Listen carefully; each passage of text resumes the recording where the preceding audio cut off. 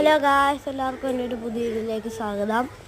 ഞങ്ങൾ ഉച്ചക്കത്തെ സ്പെഷ്യൽ പൊതിച്ചോറാണ്. അതിന് രസമൊക്കെ റെഡിയാകുന്നുണ്ട്. പിന്നെ വേണ്ട ഇലയൊക്കെ വെട്ടി ഇവിടെ വെച്ചിട്ടുണ്ട്. പിന്നെ ചോറും റെഡിയാവുന്നുണ്ട്.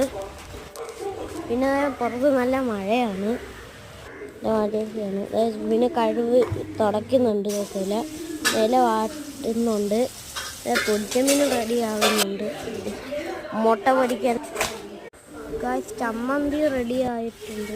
അതായത് മുട്ടയും പൊരിച്ച് പിന്നെ അച്ചാറും ഉണ്ട്.